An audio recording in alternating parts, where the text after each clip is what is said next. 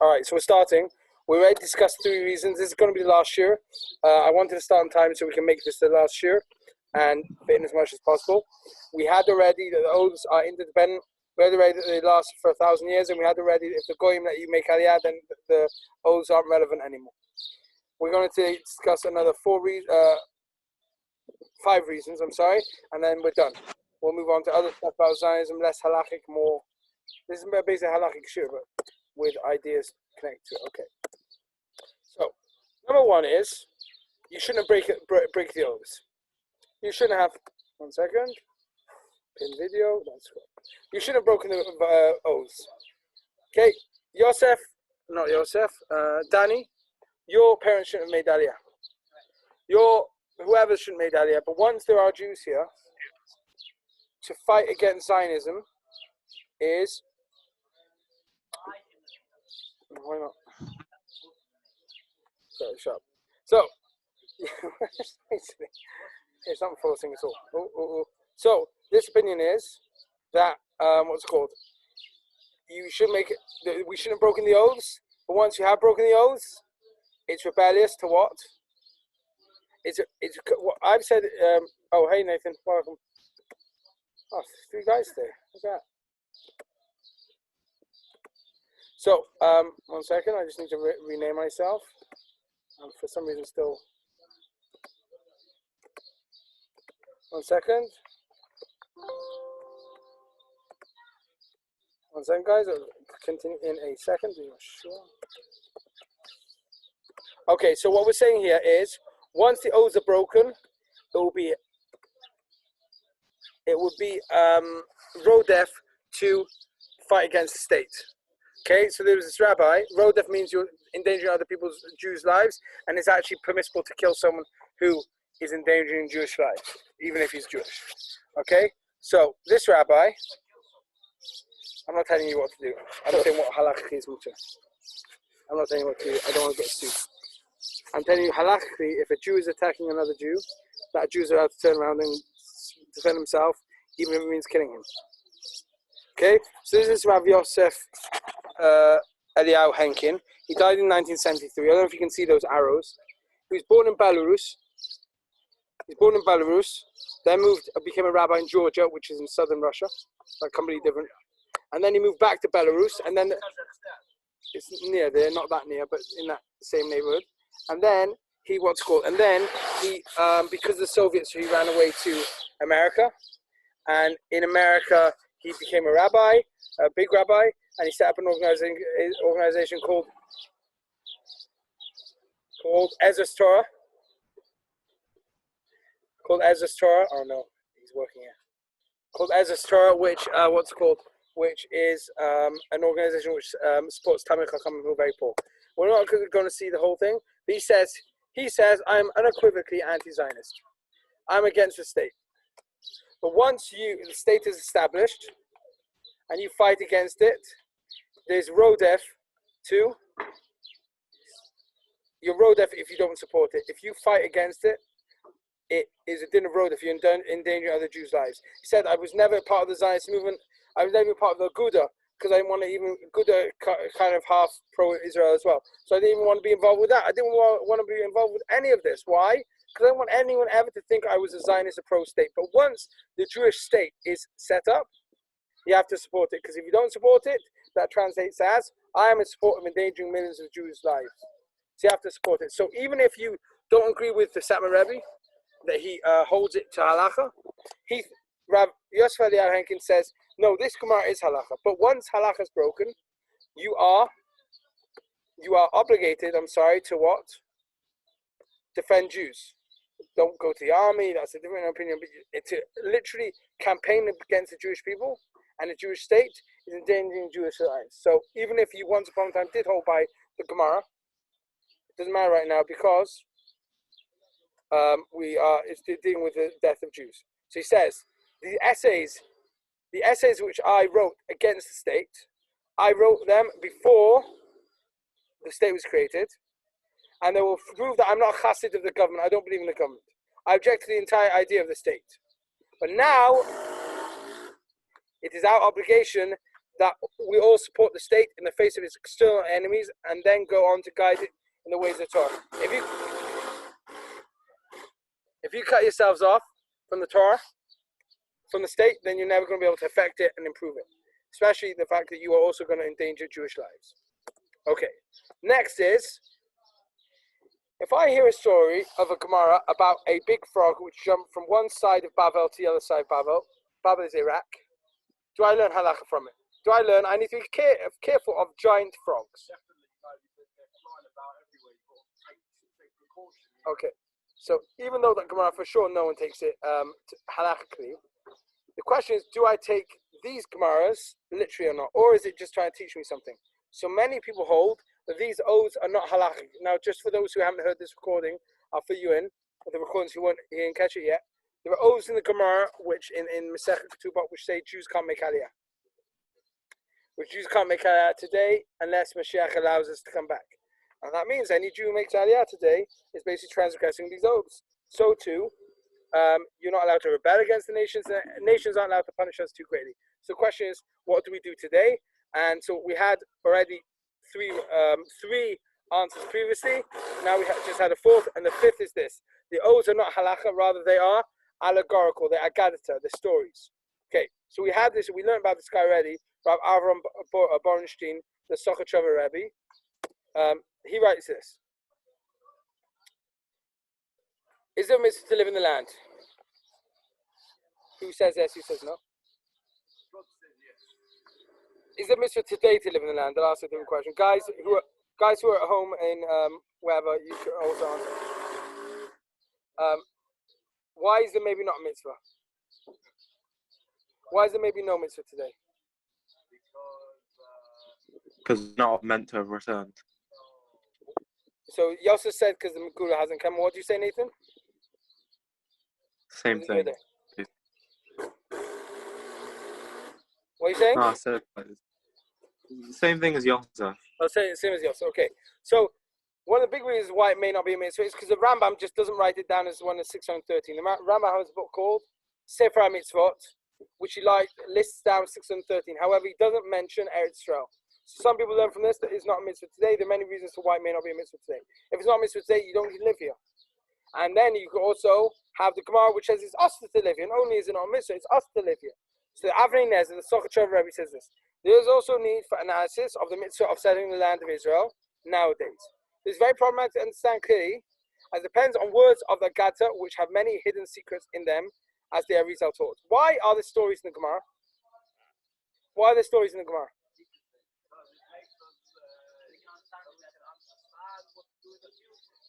Stories of weird stories. Weird stories. I'm trying to think of like the really ridiculous ones. Not ridiculous, hard to believe. Why do we have the one about Moshe Rabbeinu's Batia's hand stretching out to get Moshe Rabbeinu from the? That might be true, or it might be teaching us a lot deeper lesson. The Arizal taught that when there are stories in the Gemara, it's going to teach you a deep lesson. So says the Sochachover, first of all, it's incredibly difficult to learn the halachas of settling the land because they are based on Gemaras and stories which may not be halacha. And if they're not halacha, how are you going to learn the halacha from it? It's stories.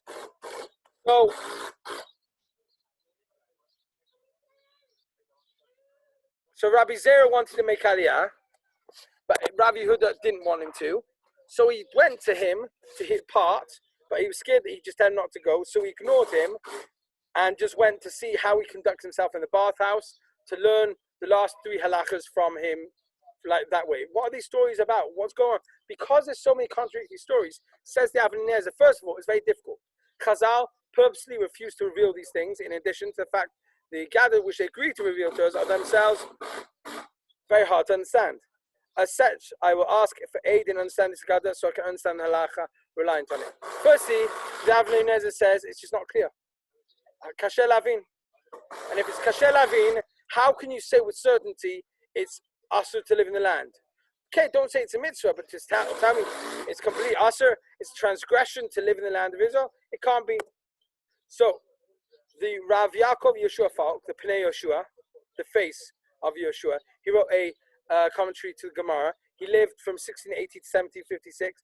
in Lvov, which is in Ukraine, then Berlin, and then back to Frankfurt, but then into Frankfurt in Germany as well. And he says this: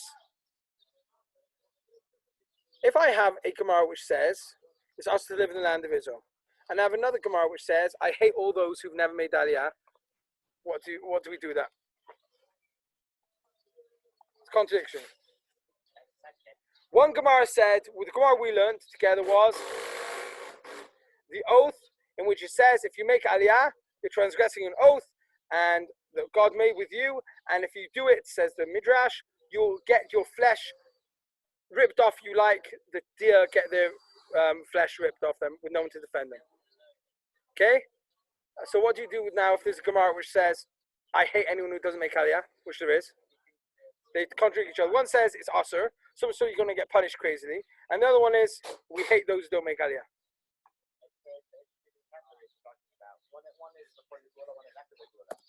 That's not what we say. He says, I hate all you because you did not return in past tense. Because you did not return with Ezra to Israel. Talking about the Jews of Bavel, they never made Aliyah. It's not a halachic reference. And these are both contradicting agadot, and as such, there's no room to lengthen. There are contradictions. And when there are contradictions, we leave it as a contradiction. You can't decide from a gadatot what the true halacha is. And because of that, you have to admit there's no conclusive proof that Jews cannot live in the land of Israel today. So we learned about Rav Menachem Kasher. He was the Gur Rebbe, the Gur Chassid, the one with the top hat, if you remember. Wow. Guys, I'm sorry about the background noise. We need to be close to Wi-Fi. Okay, so it says like this. Rav Menachem Kasher says this. It's clear that the Pnei Yoshua understood that the base of these oaths are allegorical. And therefore there's no problem with contradictions. A simple proof of the fact that these oaths are not a halacha is the fact that neither the Rif, the Rambam, the Rosh, the Tur, or the Shulchan Aruch wrote these oaths. Meaning, again, if we go back, what did the Satmar Rebbe say you have to do to not break these oaths? What do you need to do? Die. It's better to die than to break these oaths. It's better to make Aliyah and not to make Aliyah and die than to make Aliyah and save yourselves, because he learned it from the Gemara. Says the Rav Menachem Kasher, who disagrees with him big time, he says, if this is halacha, you'd expect the Rif, the Rambam, the Rosh, the Tur, the Shulchan Aruch to mention it somewhere. No one mentions it.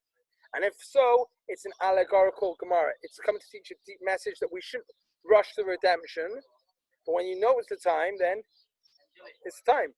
Even the Talmudic commentaries on the Gemara in Ketubot, the Ram and the River, the Miri, which is where the Gemara is, it's in Ketubot, omitted these oaths from Halacha, and it would seem that they all hold that these oaths are merely allegorical.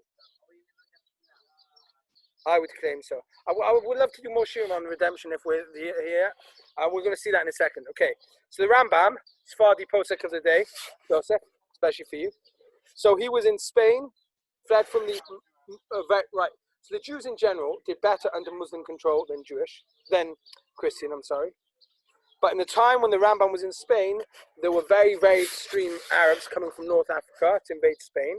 So the Rambam, who lived 1138 to 1204, which is 300 years before the Spanish Inquisition, he ran away to Morocco, but then that's where the extremists were actually from, so that wasn't a good move.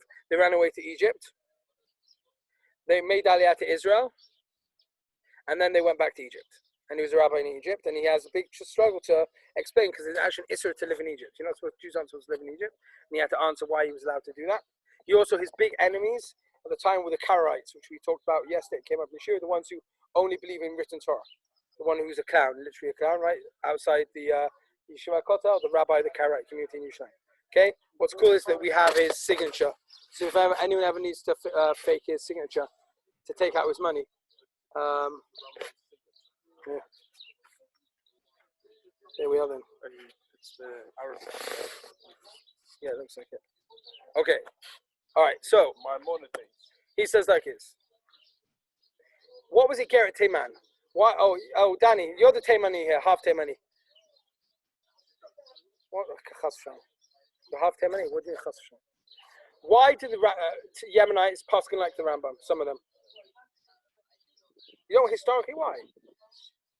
Take some pride in your. Okay, So Yemenites. Do you know what they call their payot? They call them simonim. Because they show they grow them especially long to show that they're different. And also, there's a very cool thing. There were wild tribes of Jews in Yemen as well. They were hired as mercenaries. They were like tribal. There were like tons of types of Yemenite Jews, but the one I'll find you a picture of them. Crazy. They look like mamish. They walked around with huge swords, and they were like mamish crazy. I'll show you. Like Danny, mamish jacked. What? I can't remember. I'll find them. Okay, so why does it? He doesn't look Ashki. He's Yemenite. All right.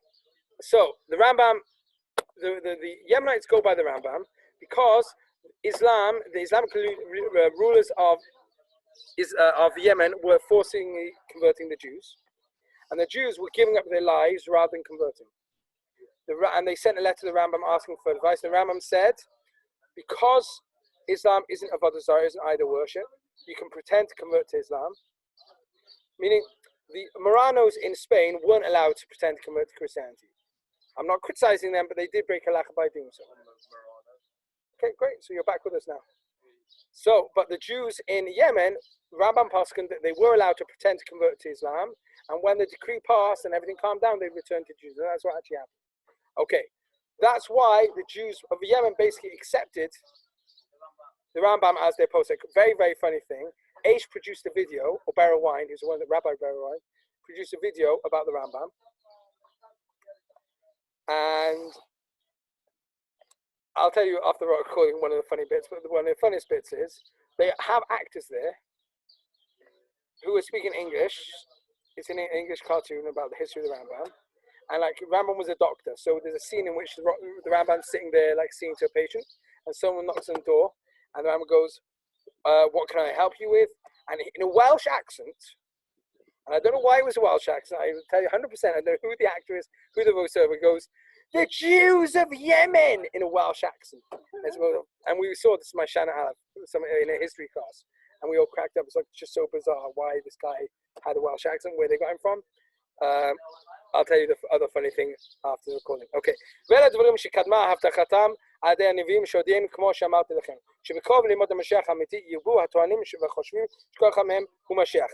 to the Mashiach's time, more and more people come around and say they are the Mashiach. Why? Because there's a feeling in the air. We had this in the time of Shabtai Tzvi, and then after, lots of false messiahs. Around Yoshki's time, Jesus' time, there were lots of false messiahs. The feeling in the air was it was messianic. And that's what's going on. The Rambam says many people are going to claim they are the Mashiach. And we're going to have this. You have these weird people. We talked about Yosef and I spoke about this yesterday. Jerusalem syndrome. People walking around saying they're Mashiach. There's a woman, I haven't seen her for years, but she walks around with a donkey saying she's Mashiach. Okay, so it's called a Mashiach and not Mashiach. So the Chorah, she can't be what? What? No, she needs to be a man. It needs to be a man. Because you need the king. Says the Rambam, many people are going to believe them and they're going to get lost. So unfortunately, there was a period of time where the Ethiopians believed that Mashiach was coming, and one of their leaders, I don't know if you can know the world map, Yemen and Ethiopia are very close to each other. There's a bit opposite, right? Opposite side sea. So one of the leaders of the Qasim, which is what they call their rabbis, they religiously said, Mashiach is coming, we're going to walk to Israel. He walked them into the sea and said the sea was going to split and they all drowned. So this is what the Rambam's saying. Many people are going to claim that they are correct and they're bringing redemption. And, because of that, many people are going to die. Because Shlomo knew that is what would happen, he made oaths in Shir Hashirim to make sure people aren't led astray. People aren't led astray every time someone says the Mashiach, redemption is coming, redemption is coming.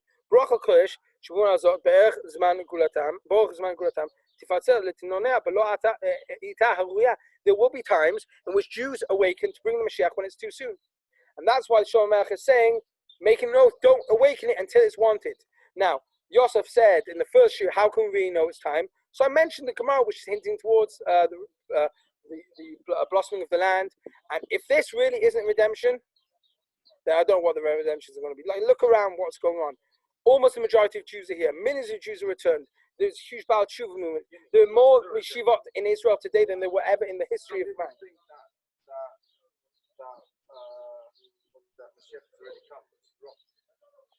Who thinks Mashiach? People think that because we have a state of Israel, Mashiach. Okay, so I don't think. No, I would say secular people think we already got to where we need to be as a country. Okay, I don't know anyone in religion who says this is Mashiach. They say it's bigger than Mashiach. We don't have a individual we can point at and say that's Mashiach. With all the Bibi Amelech in there, Amelech Bibi, no one actually thinks he's Mashiach. Maybe. Although after what he was accused of, I don't think so. I don't know if you know what he was. Okay. Okay. ברוח הקודש באומה הזאת בערך אורך זמן גלותה תפצע לדנה בלא התערבויה. ויעבדו בשביל זה ויבוא עליהם צרות. Jews will suffer. After Shabtai Tzvi, countries basically punish the Jews because it caused a huge tumult, a huge commotion. It's a mashal. There isn't a real oath, but it's there as an allegory, as a drasha, as a mashal. Jews don't awaken it until it's too early. So you could say it's too early today. However, I claim that what? We've got signs outside saying otherwise. Okay.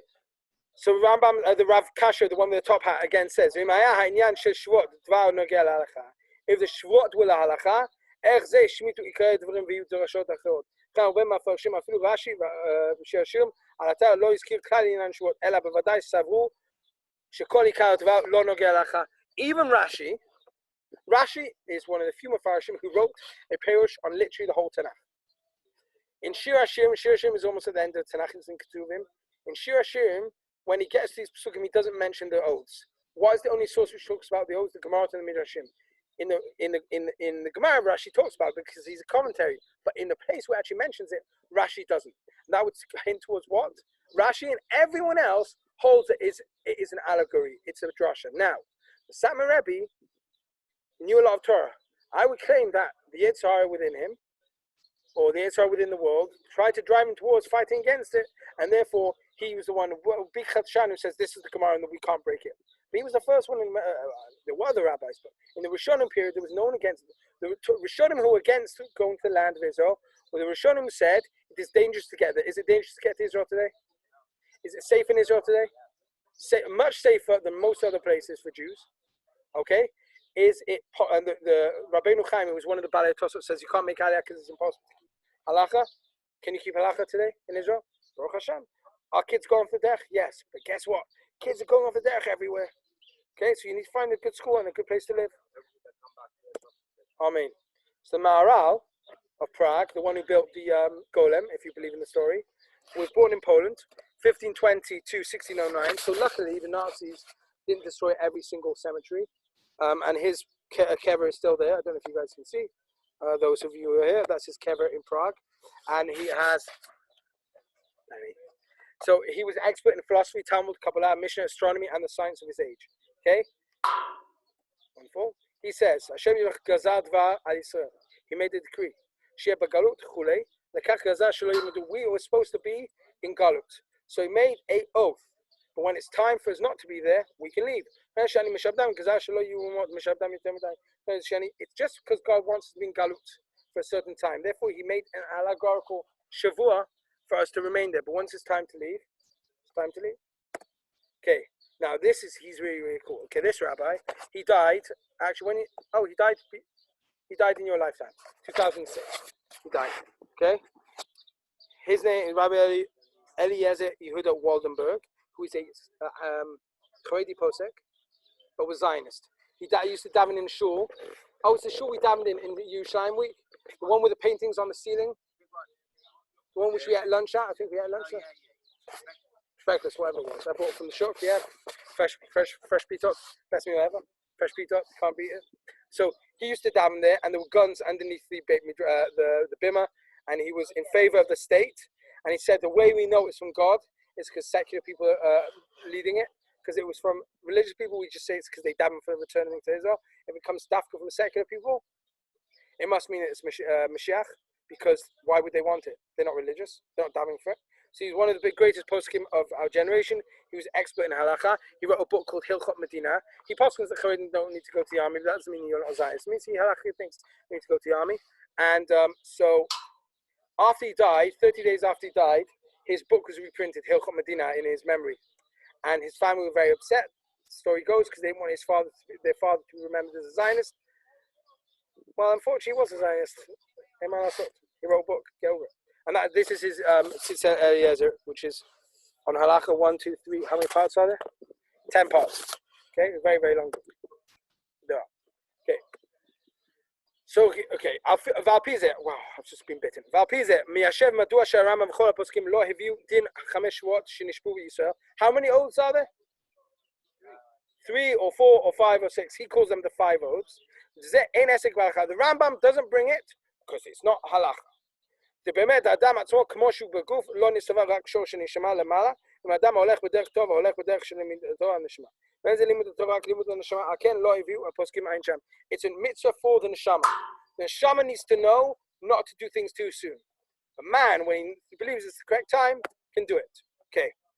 Where is the Torah Center today? Which country? Okay. What is it possible to say? What would some Charedim say? America, Lakewood, biggest yeshiva in the world, etc., etc. So, in Kohelet, it says, Va Shemesh v'zach HaShemesh. The Midrash says, every time before something bad is about to happen, God already replaces us with a good option. Before, no, he doesn't go, one second. Before Moshe died, Yeshua was already appointed. Okay? I can't remember if the Midrash talks about this as well. Before David died, Shlomo was already appointed king. Well, it was a bit different because they're fighting each other. It's not the same exact. Right, he was still appointed king. Right, but he didn't reign yet. But Shlomo reigned in his life, which is one of the big things with Rav Ovadia Yosef. When he was on his deathbed, supposedly the story goes, his son, who was the present chief rabbi Rishon LeZion, Rav Yitzchak Yosef, was appointed when he was on his deathbed, and he walked in to his father on his deathbed in the clothes of the Rishon LeZion, and he was like, he gave Rav Ovadia Yosef the cloth to like get out, sit up in bed, because it's an incredible thing. When he died before I went on shlichut, from old age. I think 8 years ago, maybe. Yeah, I think he was almost 100. I can check. Anyways, so this in the article.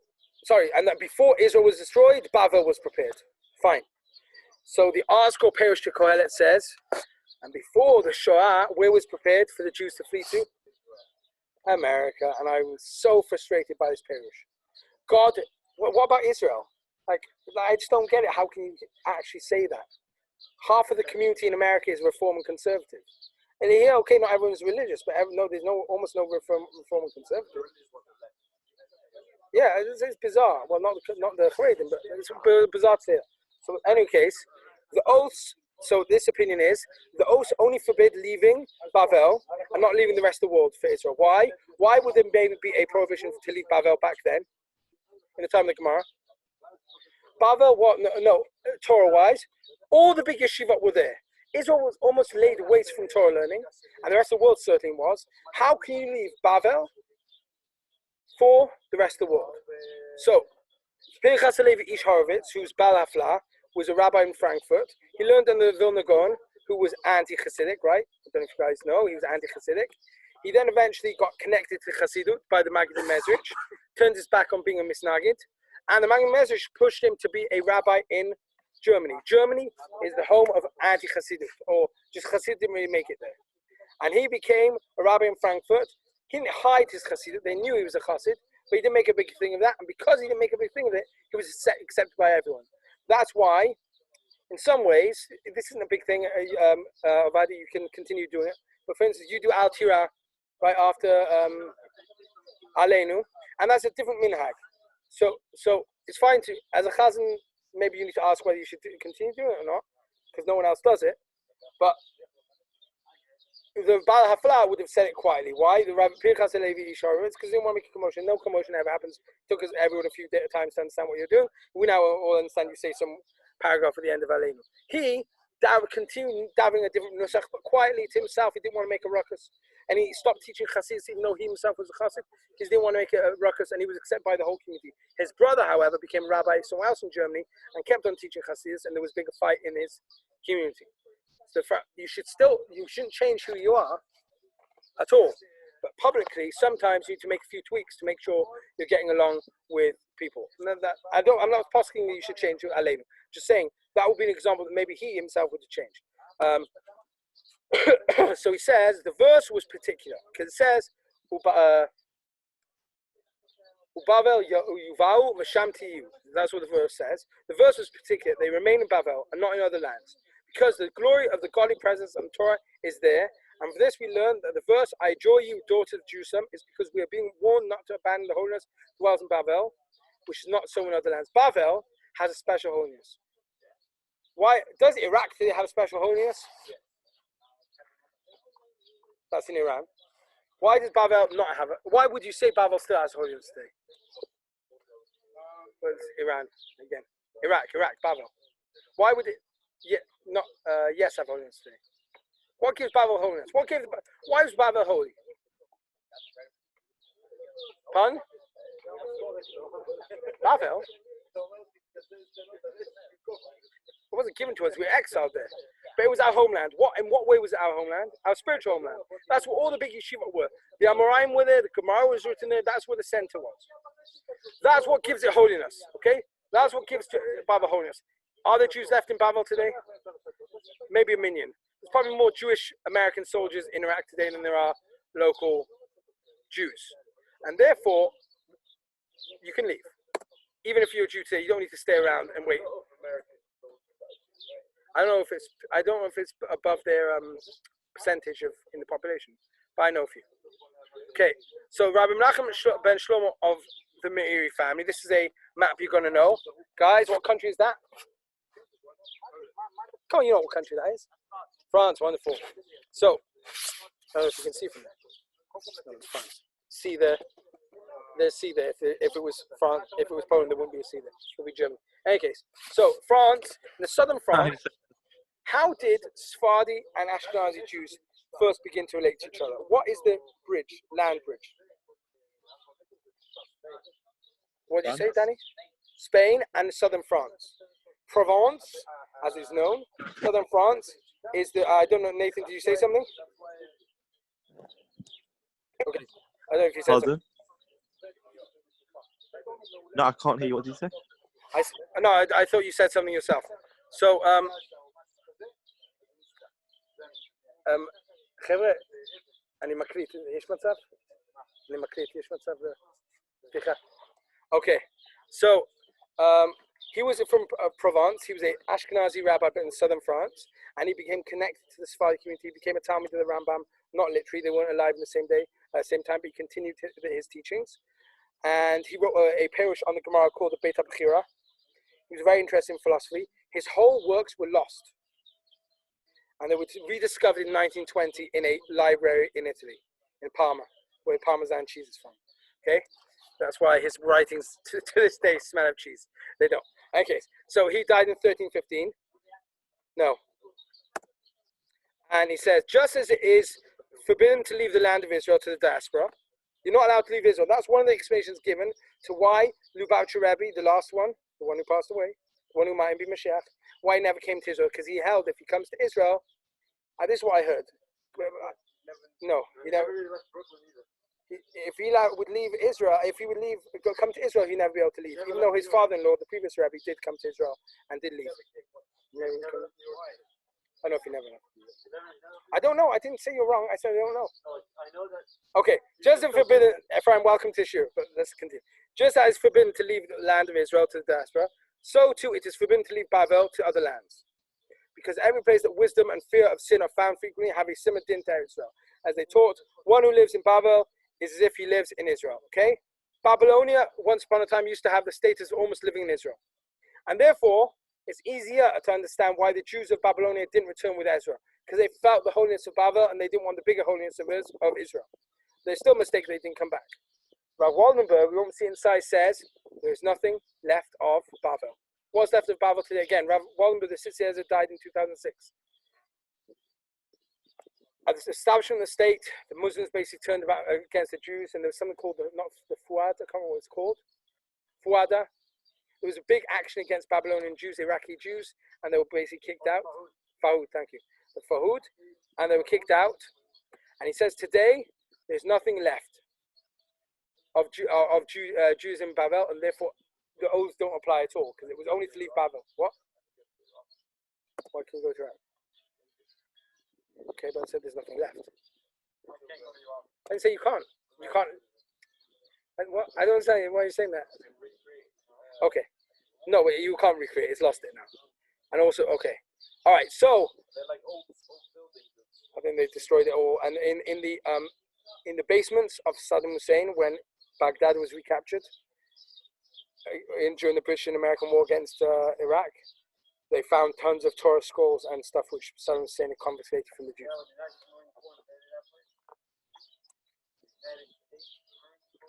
And Britain. Okay.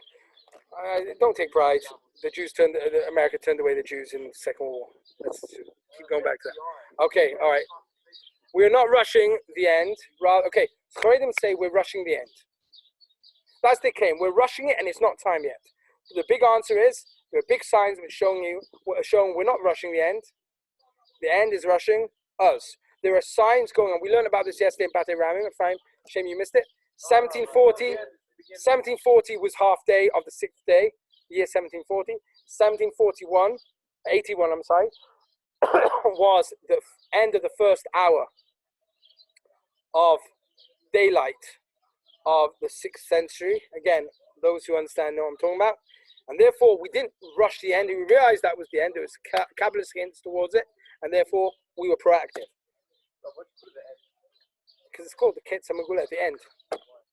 So that's what it's called. What do you mean? End of the Galut, end of time. End of the beginning of the end. End of the beginning. Right. Beginning of the end. From the beginning of the end.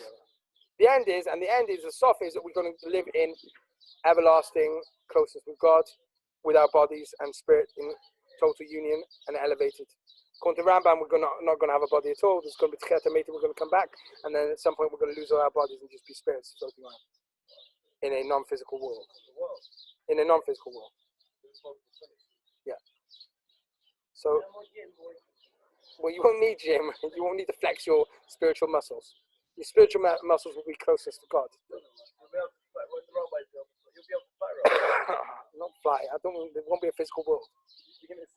I don't think I don't know for sure I'm going to be in Olam Haba, so we'll hold your breath. Okay.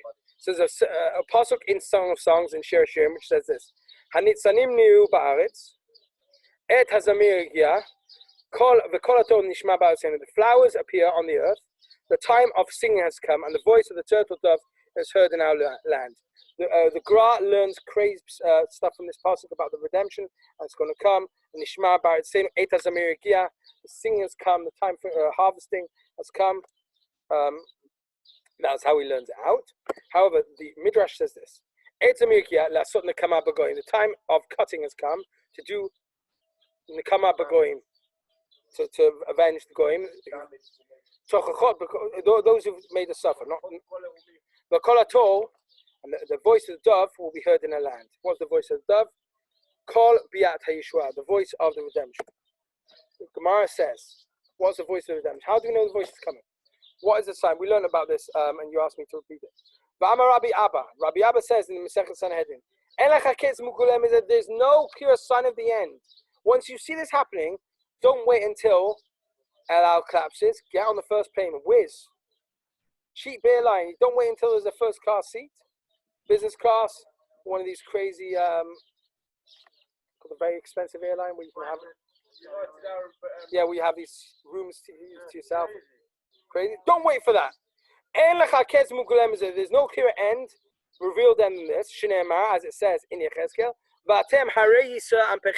give out your fruits. Give out your branches, I'm sorry. And lift up your fruits to the nation of Israel. You will know that when the land starts blossoming, the nation of Israel will return. And when the land started blossoming, kibbutzim were established 100 years ago. That is when the big waves of Aliyah began. And unfortunately, after the Holocaust as well, there was a big wave of Aliyah as well. I don't mean unfortunately because it was bad. There was a massive Aliyah. I meant the reasons why it happened. Why? The lost tribes, you mean? Okay. So as we said, Rebbe Kiva says they won't be returning. And secondly, you're right. The Gra thinks that this is an incredible part of the redemption. And in his book Kol HaTorah, he says, we know. Name me all the individuals which are going to be redeemed in the involved in the redemption process, like the big actors. You got Mashiach ben David, Mashiach ben Yosef. Who else? Eliyahu Navi. Okay. Anyone else? So Moshe Rabbeinu does have a task as well, according to the Gra. There's another random one which is going to be like why, but Yonah Navi, according to the Gra, is going to come back and gather the exiles for the 10 tribes. So he's going to go around the world. What? There is no whale. It was a dag, and no. Him himself. I've always wanted to see what these guys look like. What do you mean there's no whale? There's a fish. It says dag. It says dag. It says dag. Don't know. Sorry, it's a dag. It says it's a dag. There is a whale. We're supposed to be one day sitting inside a whale and eating it. In the time of Mashiach, all of Am Yisrael, the Tzaddikim are going to sit inside a whale and eat it. Okay. Yeah, I don't know if that's the good meat of a whale. I'm not eating a whale. And I don't know how because it's not kosher also, so I don't want it. So wait, Moses is coming back. I can't remember.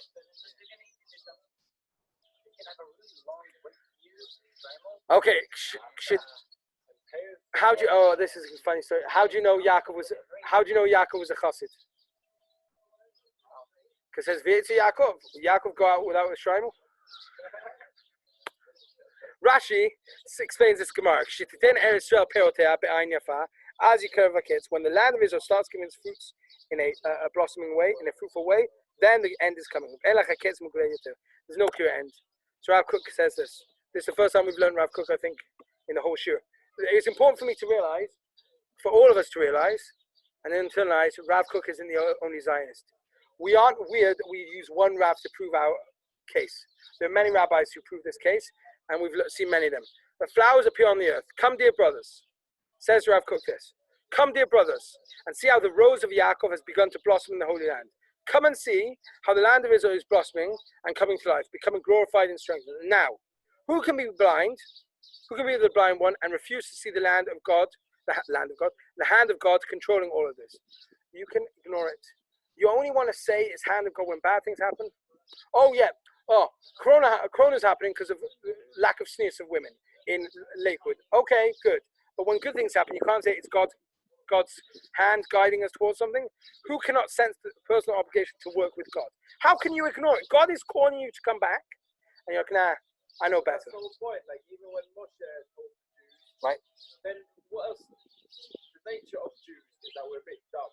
Right? Well, I'd say different. We're stiff-necked. We're stiff-necked. Something can be so clear to us, but we'll still deny it. Right. So this is one of the explanations of Shir Amal, the B'shuv Hashem. Shir Amal, we'll sing a song of ascents. B'shuv Hashem, when God brings back Et Shivat Zion, the return of Zion. Hainu Kachomi, we were like dreamers. One of the explanations is we will be like daydreamers. We'll be like, what? Oh wow, this is actually happening around me. We'll be like sleeping, we won't wake up. It says, in the future, a heavenly voice shall cry out over the mountaintop, saying, whoever work together with God should come and take their reward. We need to work with him. You can, if you come too late, you're not going to get the reward. Okay? Misha mechin b'Shabbat, ochel b'Shabbat. Misha mechin b'Erev Shabbat, ochel b'Shabbat. Someone prepares Erev Shabbat, eats on Shabbat. If you don't prepare on Erev Shabbat, there's nothing for you to eat on Shabbat. So too, if you don't work with the redemption process, how are you going to benefit? Okay. And now, last but not least, the Gra. We were in, what's it called? We were in the Machon HaMikdash, the Temple of the Jews. You all ask questions, try to.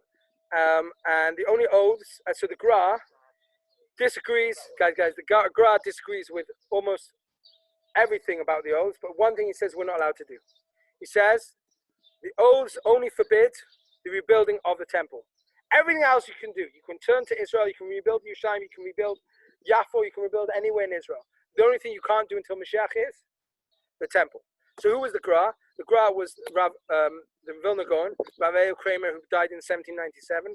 He was he was from Lithuania, which is whatever, it's on the map. He was a posek. He was a Kabbalist. He was Ishet Shkot, which means he knew everything about everything. He wrote a perush on Mikra, Talmud, Kabbalah, and he was a Baki on science as well. And the stories are told that local non-Jewish scientists would come to him for questions on math. He was a crazy mathematician. He says the oath forbids Amish from an independent building the Beit HaMikdash, the elevated rows until it comes. That's what we call the Beit HaMikdash, the elevated rows. We can't rebuild the Beit HaMikdash until Mashiach comes. Once the Mashiach has come, we can do it. And that's what we learn from here. So if we go and now we just summarize the whole process we did. We learned 4 days ago about these oaths and the fact it's also for us to turn the land. The Gemara says explicitly, it's also for us to make a mass area. It's also for us to rebel against the nation, and it's also for us to be punished by the nations too greatly in exile. Okay? We saw that Satmar Rebbe said it's better to give up your life than to cross these oaths. We have seen 8 answers today, over the last year. And I'll summarize them quickly, and then we will finish the year. Number 1 was, once we have permission, we're allowed to make aliyah. Number 2 was their interdependence. The Goyim have punished us so greatly in the centuries past that we now have been absolved. They broke their side of the deal in the oath, so we've been absolved from our oath. They're going to be punished. They're going to be punished like anyone who sins is. Not because they're Goyim. Again, Yosef, not because they're Goyim, not because they're not Jews, because they punish us. Okay? The oaths are bound by 1,000 years. Okay? And then we saw another 5 today, which is the ones the oaths have been broken and we came back, then it's rebellious not to support it. You have to support the state. 5, the oaths are not halacha, rather they are an allegory. 6, the oaths forbid only leaving Bavel and not leaving the rest of the world. 7, that we are not rushing the end, rather the end is rushing us. There's signs out that the land is blossoming. And number 8, the oaths only forbid rebuilding the temple. Now, I want to just summarize that Satmar Rebbe said again and again, these people who disagree are heretics and are fools. That's what he called us, because we disagree with him. However, we have now seen 8 reasons, and Rav Aviner wrote a book with tons of more answers. There are lots of clear answers why we don't have to. The strongest I feel is the fact that we see what's going around us. If this is the redemption, that God's really playing a good trick on us. We have a country which in these YouTube videos we consider like one of the top 10 countries which can't be invaded because of our strong army. The scientific developments we're doing, excuse me, the spiritual developments we're having, the shivot which are opening, the fact that we have an army which can be visibly religious in, and it's not a struggle to be religious there. Yes, some kids go off the derech, but it's their fault, not the army's. Okay. Okay. Right. We need to realize that God is calling us back. One second. So we have a country which is God's calling us back to it. The land is blossoming. We see everything developing, and we need to make sure that we are part of it. Because we need to be part and run to be part of it. Yes, we have problems. Baruch Hashem, you all made aliyah. Baruch Hashem, you made aliyah. Everyone has reasons why they should be staying chutz la'aretz. But if Avram could give up on everything he knew and make it Israel, then you can make up. And if 70 years ago, the Sephardim who were thrown into camps and tents and told to basically get on with things, they made it, then how can we not make it? Forget about the Gemara right now. The Gemara is not relevant anymore. We've proven it's not. God's calling us to come back, and now we need to come back and be part of that process. Does anyone have any questions? Okay, so it doesn't sound like you do.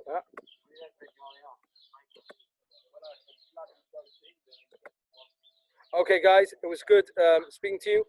Judah, Nathan, thank you for joining. If anyone has any questions, you're welcome to. This is going to go on the internet again. And please God, tomorrow we're going to be starting other things. If I give a shiur at 12 tomorrow, I will record it again. Hey guys, have a great day. Yeah, Rob. Yeah. Will I be allowed